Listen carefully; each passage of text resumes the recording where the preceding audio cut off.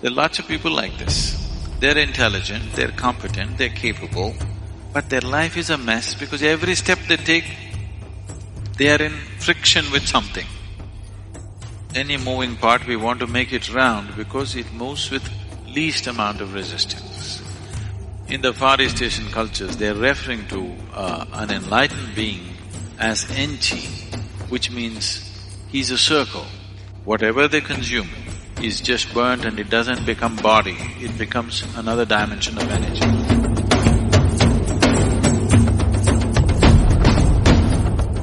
Bandha literally means a lock.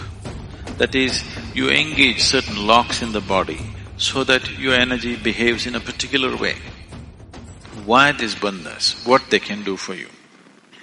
Have you heard of a word called Ojas? O-J-A-S, Ojas? No? No? Okay. The word Ojas means a non-physical dimension of energy. That is, you can generate a certain amount of non-physical dimension of energy around you. If you have Ojas around you, your passage through the world, the passage through life becomes well lubricated. That is, you will pass with minimum amount of friction. In the Far East Asian cultures, an enlightened being is referred to as enchi. Enchi literally means a circle. You know, your car, do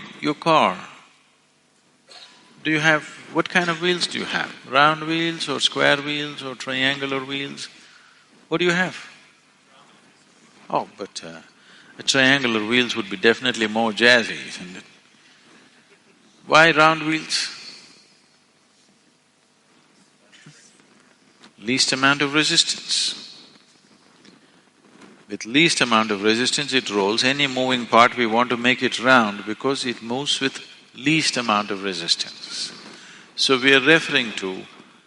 in the Far East Asian cultures, they are referring to an enlightened being as enchi, which means he's a circle, not because he's round of body, because he moves with least amount of resistance, well lubricated.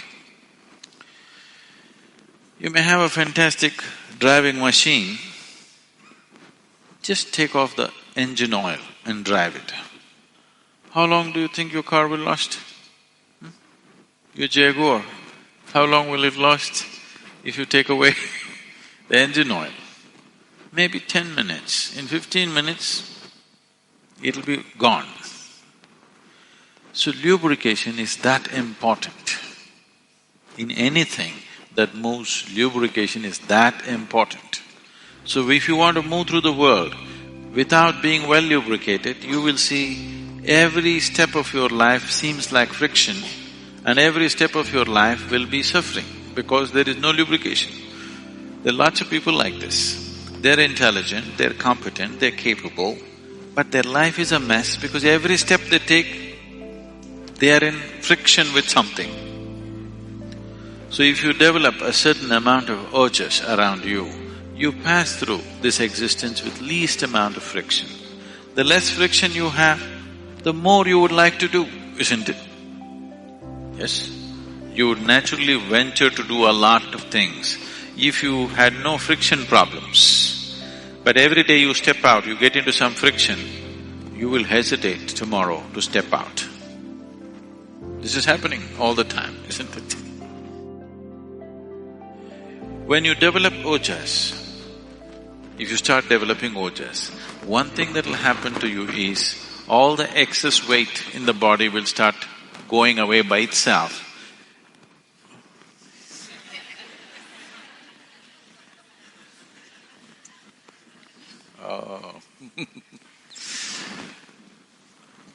You know, if you come to the yoga center, you will see certain people at certain times will be in a certain type of sadhana or certain type of inner work.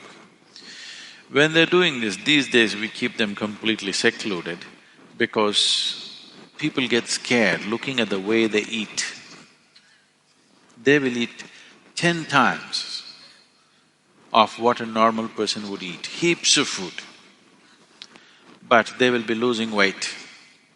We will put them on high-fat diet, all ghee, milk, butter, like this.